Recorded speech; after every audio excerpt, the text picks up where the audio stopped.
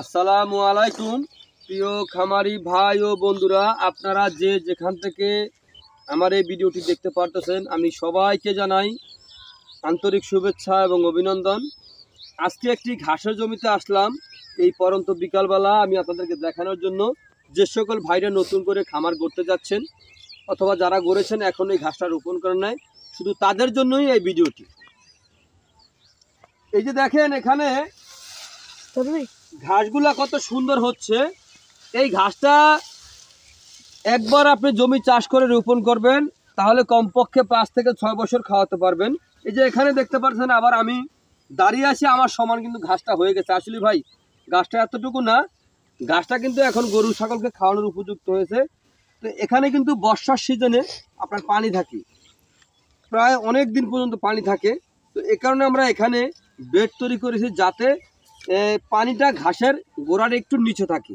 এ কারণে হালকা পরিমাণে মাটি কেটে দুই পাশে দিয়ে বেড তৈরি করে আমরা এখানে ঘাসটা রোপণ করেছি। এই যে যে ঘাসটা দেখতে পারতেছেন, এই জমিতে বর্ষার সময় যে ঘাসটা ছিল আমরা এখান থেকে কাটিং বিক্রি করেছি বাংলাদেশের বিভিন্ন প্রান্তে। তো কাটিং নেওয়ার পরে এখন আবার দেখেন কত সুন্দর করে ঘাসটা হচ্ছে।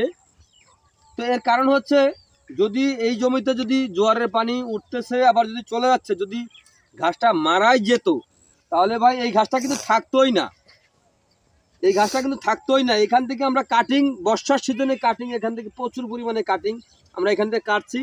তো দেখেন এখানে ঘাসটা কিন্তু আরও বড় হওয়ার কথা ছিল, কিন্তু বড়টা হলো না। কারণটা কি ভাই? এখানে হচ্ছে বড় না হওয়ার কারণ হচ্ছে আমরা এখানে সার দেই না, সারটা একেবারে কম দিই।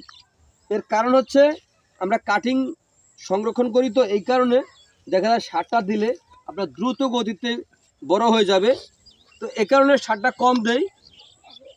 আর এই ঘাসটা যত সার কম হবে তত আস্তে আস্তে গিটগুলি খুব কাছাকাছি হবে, গিটগুলি খুব পরিপক্ক হবে, শিকড়যুক্ত হবে। তো এ কারণে আমরা সারটাও আমরা কম দিয়ে থাকি। তো যদি আপনারা এরকম ঘাস যদি রোপণ করতে চান তাহলে আমার স্ক্রিনে দেওয়া নাম্বারে যোগাযোগ করবেন। আমরা এই ঘাসের কাটিং সারা বাংলাদেশে ডেলিভারি দিয়ে থাকি। এই ইন্দোনেশিয়ার স্মার্ট নেপিয়ার ঘাসে 22 থেকে 25% প্রোটিন রয়েছে।